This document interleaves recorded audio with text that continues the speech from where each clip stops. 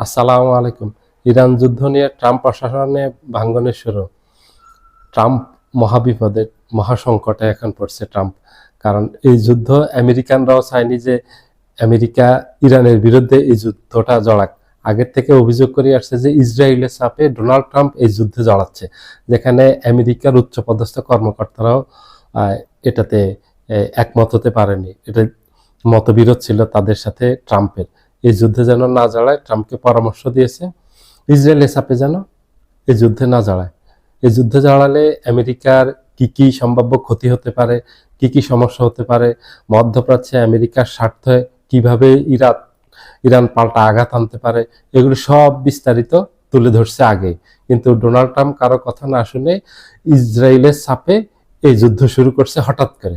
বলা নেই, কোয়া নেই, আন্তর্জাতিক কোনো আইন কানুন তোয়াক্কা না করে ইসরায়েল আর আমেরিকা হঠাৎ করে 28 তারিখের ফেব্রুয়ারি ইরানের উপর আক্রমণ শুরু করলো।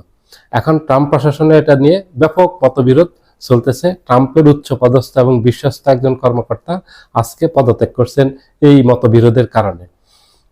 ওনার পদটা ছিল, উনি হলেন কাউন্টার টেরোরিজম ইউনিটের প্রধান জোসেফ ক্যান্ট।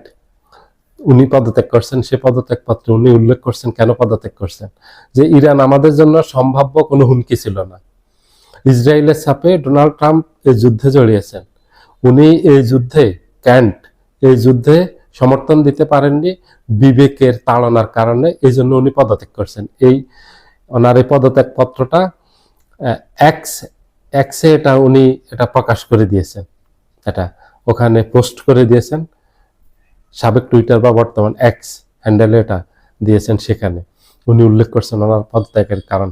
উনি ইরান যুদ্ধটা ছাড়নি, উনি চেয়েছেন, উনিও পরামর্শ দিয়েছেন এই যুদ্ধে যেন আমেরিকা না জড়ায়। কারণ এই যুদ্ধে আমেরিকা জড়ালে শুধু আমেরিকার ক্ষতি হবে না, মধ্যপ্রাচ্যের আমেরিকার যেই সামরিক স্থাপনাগুলি আছে সেগুলি হুমকির মুখে পড়বে।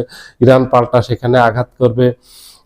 আমেরিকার স্বার্থ সংশ্লিষ্ট যত প্রতিষ্ঠান আছে, আমেরিকার যত ঘাঁটি আছে, এবং ইসরায়েল আক্রান্ত হবে। আমেরিকা অর্থনৈতিকভাবে দুর্বল হবে, আমেরিকা বিশ্ব থেকে বিচ্ছিন্ন হয়ে যাবে। আমেরিকার সম্ভাব্য সকল ক্ষতি উপস্থাপন করছে, কিন্তু ডোনাল্ড ট্রাম্প কারো কথা শুনেনি। এখন ডোনাল্ড ট্রাম্প পড়ছে মাইন ক্যাসিফাই পড়ে এখন ধারে ধারে ঘুরতেছে, কারো হাতে ধরতেছে, পায়ে ধরতেছে, অনুনয় বিনয় করতেছে, এই কাকুতি মিনতি করতেছে ইরানকে বোঝানোর জন্য, যুদ্ধ বন্ধ করার জন্য, যুদ্ধবিরতির জন্য। কিন্তু ইরান রাজি হচ্ছে না, ইরান রাজি হবে না।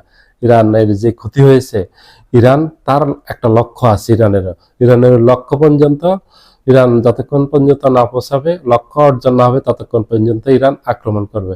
ইরান এখন আরো আক্রমণ শানাচ্ছে, ইরান এখন আরো ধ্বংসাত্মক অস্ত্র ব্যবহার করতেছে। ইরান এতদিন যে অস্ত্রগুলি ব্যবহার করেনি, নতুন নতুন অস্ত্র নিয়ে আসতেছে, যেগুলি দেখে পুরো বিশ্ব অবাক হয়ে যাচ্ছে, হতভম্ব হয়ে যাচ্ছে। কারণ এর আগে বিশ্বে এইসব অস্ত্র কেউ তৈরি করতে পারেনি। ইরান এখন যেই হাইপারসনিক গতির যেই ব্যালিস্টিক মিসাইলগুলি নিক্ষেপ করতেছে, এগুলি এত দ্রুত গতি সম্পন্ন, এগুলি পশ্চিমাদের হাতে নেই, এগুলি আমেরিকার হাতে নেই। এবং এগুলির যে প্রতিরোধ করবে, ইন্টারসেপ্টার দিয়ে আকাশে এগুলিকে প্রতিহত করবে, আমেরিকার যে আকাশ প্রতিরক্ষা ব্যবস্থা থার্ড এবং প্যাট্রিয়ট আছে, সেটাও পারতেছে না। এত আধুনিক, এত গতি সম্পন্ন, এবং এগুলি অনেক ধ্বংসাত্মক ক্ষমতা রাখে। কারণ এগুলি অনেক বেশি বিস্ফোরক বহন করে, 2 টন 3 টন, তার থেকেও আরো বেশি আছে। এখন সামনের গুলি আর, কারণ ইরান দিন দিন আরো ভারী অস্ত্র নিয়ে আসতেছে, যেগুলির ওয়ারহেড আরো অস্ত্র বহনের ক্ষমতা বেশি, বিস্ফোরণ বহনের ক্ষমতা বেশি, সেই ধরনের অস্ত্র নিয়ে আসতেছে।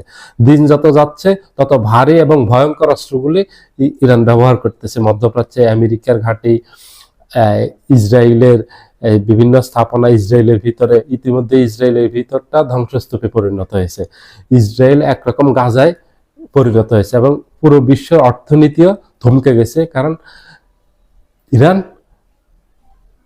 হরমুজ প্রণালী বন্ধ করে দিয়েছে। হরমুজ প্রণালীকে বলা হয় পৃথিবীর অর্থনীতির ফুসফুস, যেটা বন্ধ থাকলে পুরো পৃথিবীর অর্থনীতি অচল হয়ে যাবে।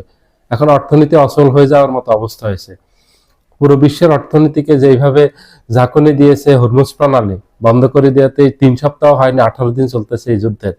এতেই যে অবস্থা হয়েছে, পুরো বিশ্বের নাবিশ্বাস উঠে গেছে।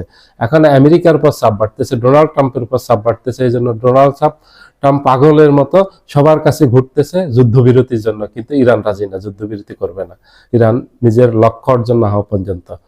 সবাই ভালো থাকবেন, আল্লাহ হাফেজ।